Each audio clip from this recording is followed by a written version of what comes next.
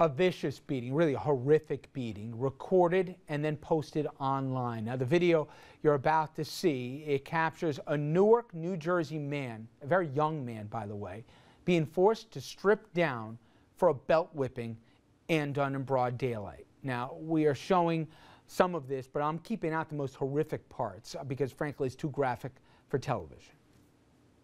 Getting on the intro, y'all. Take everything off right now. Take everything off. Chill out. I'm gonna knock him out. Watch out. You're moving too slow, man. Take that off. Your father owe me money, dog. Take everything off. Jeans, everything. That's a doggy, y'all. That's D-Dog, the dumbest dog ever. Take off, man. Take off. Make your teeth flat, boy. Take them socks off, too. Make your teeth flat, boy. Take them bands. Give me all this. I want my money. Damn, just because his father owed money, he got to take all his off? Man, take them drawers off. Real out here. Real out here. Stop coming with your man. You ain't down the way. Come on, Mark. Look at that, y'all. Take that butt off. It's real. Hold on, gotta clean him up. He taking a shower. I know many of you have seen the video, but what commences is a beating here that has caused international attention to this. And if you ask why what you're about to see happen is because the young man was brutalized because of a $20 debt that was owed by his father. The victim's father owed $20, and the graphic footage shows the man being whipped 49 times as others laugh, make jokes, in what appears to be, according to the Newark police, a gang-related attack. Yesterday, a visibly incensed Mayor Booker held a press conference to address the incident. This is not who we are. We are Newark, New Jersey. We do not tolerate this level of cruelty, of callous disregard for the dignity of humanity. 3 men have now been charged in connection with the incident. A woman who was present during the attack. She's also been arrested on drug charges.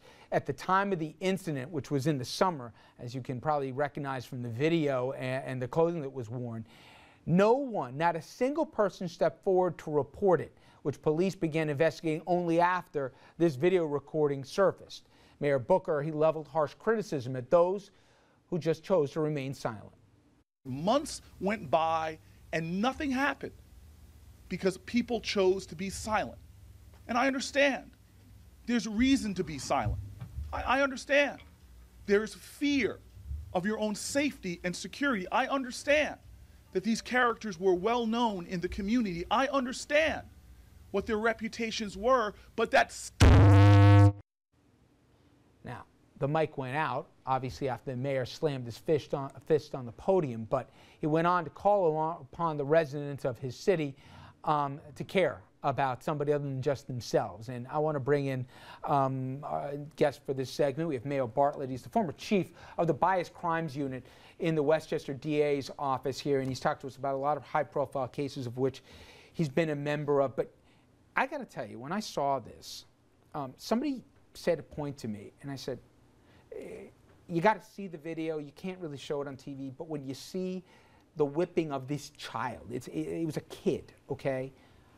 I said, all we needed was a tree. I mean, do we have any sense of history in this country? And for a black man to be whipping another black man in broad daylight, stripping him down here and lashing him, if it didn't make your stomach turn, I don't think you have a conscience. I don't know. It takes a lot to shock when you do this every day, but that did it. Well, one of the things, unfortunately, is that now we are at a time where there's a gang culture, and that culture actually transcends race. So you'll end up with 2 white females who will do the same thing. And one of the other things that I always found remarkable is the fact that you will end up with both of these individuals bringing someone to film it. And they'll actually say, well, this is the knockout man, and they'll film that person. So if the film ever gets released or ever is found, you know who you're dealing with. But beyond that, they're so brazen that they actually post it themselves on YouTube and try to get hits. And thousands of people watch this. Now, the reality is it seems to me, at least, to be gang-related. They're calling each other dog, and that's terminology that's sometimes used by the Blood Street gang.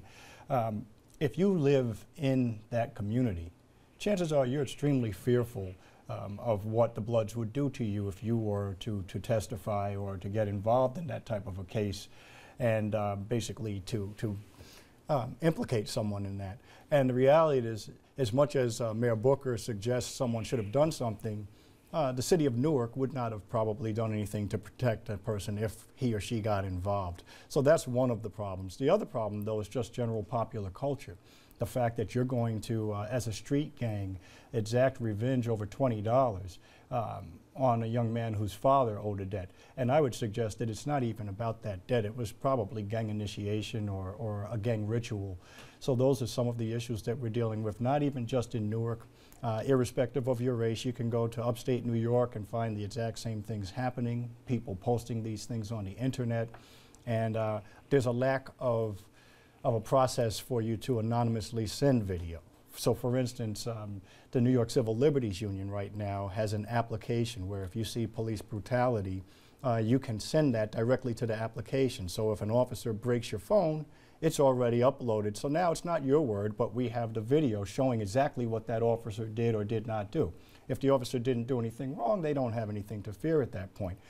But one thing I would like for us to think about also is when we talk about whistleblowers, generally the whistleblower is the one who suffers the consequence. There was a suggestion that, that Mr. Dorner, who may have been killed in recent days, was a whistleblower and lost his job over being a whistleblower. I don't know whether that's accurate, and you know, I really don't want to go much more into his situation, but we do know if you go back to Watergate, who suffers? The whistleblower suffers. You would think that we would be happy. But let me stand up for a second, because for me at least, people may remember, I know the folks at the table do, I don't know if some younger people remember the name Kitty Genovese, but it was the whole story about a woman who was raped, and the community there saw it, and nobody did anything, nobody called the police. And the idea that there isn't a responsibility to your fellow man. If you're not going to lift a finger, at least press a phone, right? I understand you're far closer to this than me in terms of the realities of protections or lack of protections, and you've worked in the biased crime unit, for crying out loud. But that then excuses people to not do anything.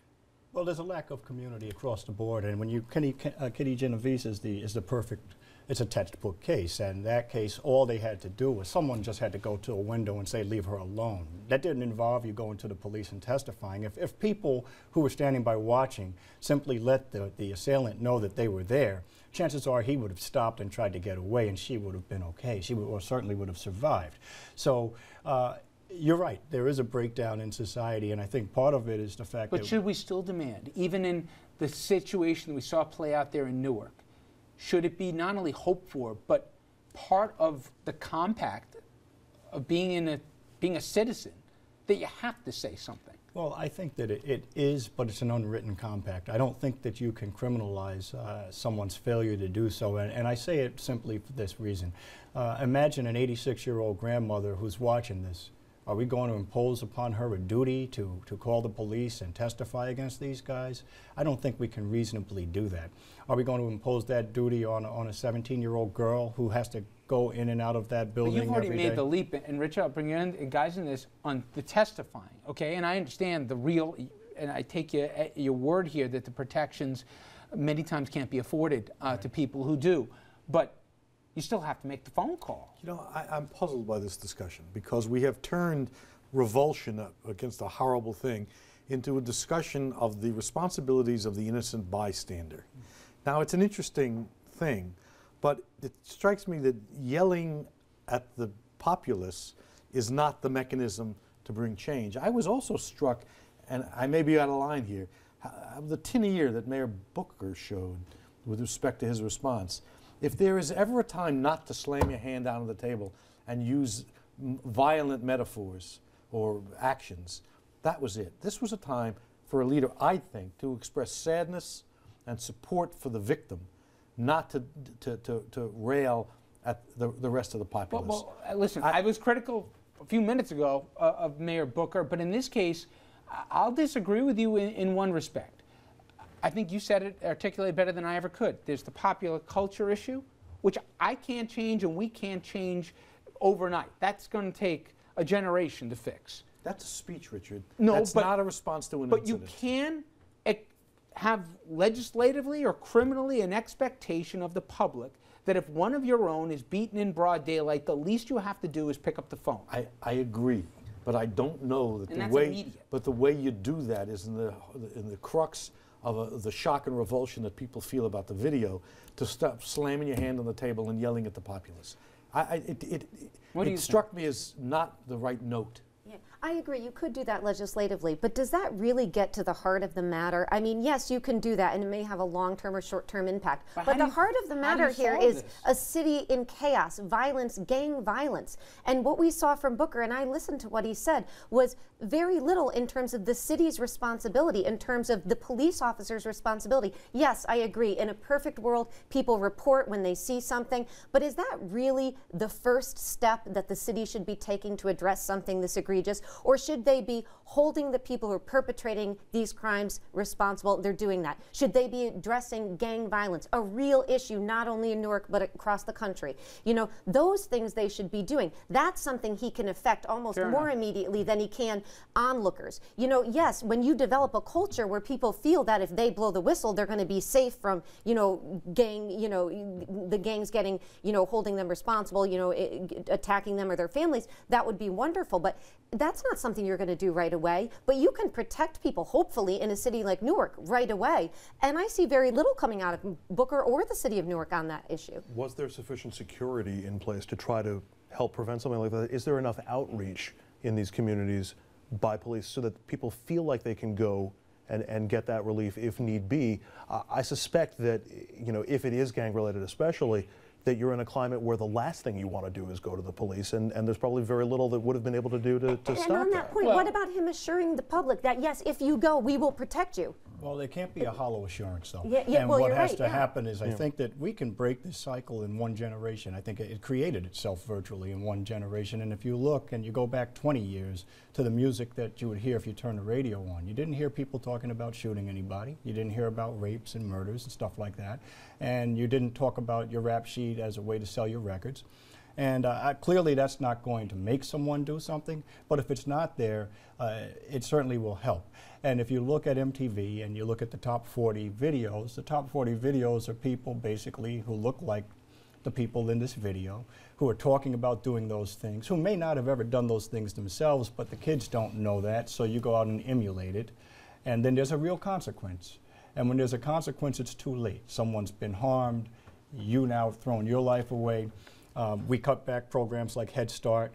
Schools are not open, which are paid for. And by the way, cops are cut back, like in cities like Newark. Hey, just to me, one other part of this is, it's not like they ushered the guy into some dark alley and made sure to put a lookout there.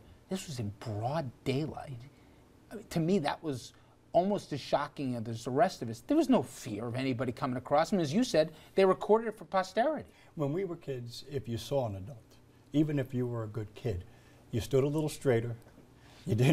You watched your language, and it's not to say you were perfect, but you certainly didn't use that language in front of the adult. You didn't have to know who that adult was, but there's no way on earth you were going to make somebody take their clothes off and you were going to beat that person. And at that point in time, the neighbors would have come out.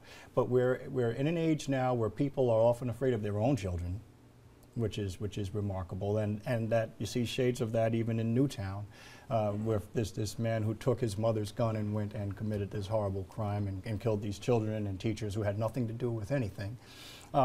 And it's a lack of responsibility. I think that we are moving into an age where we really are, it's the age of the individual, where I feel that whatever is happening with me is fine, that's all that matters. Doesn't matter that there were 300,000 jobs lost in Detroit because I don't live in Detroit and my job's still here.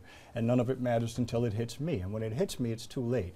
So if we start to do that and we don't know our neighbors, you can live in New York City and be a very lonely person.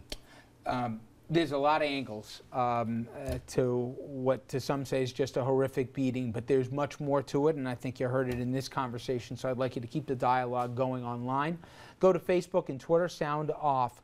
In that horrific video, what can be done to reduce violence? And in cities like Newark, as Mayo said, it's not just in the inner cities, but when you see that video, something needs to be done. We're going to take a quick break. When we come back, we will turn to the issue of guns. And I know people think there's clear lines here on the pro-gun community and the gun control community. Well, for anyone who stands behind Wayne LaPierre, shame on you. The head of the NRA just came out with another editorial that is full of what I think is barely veiled racism.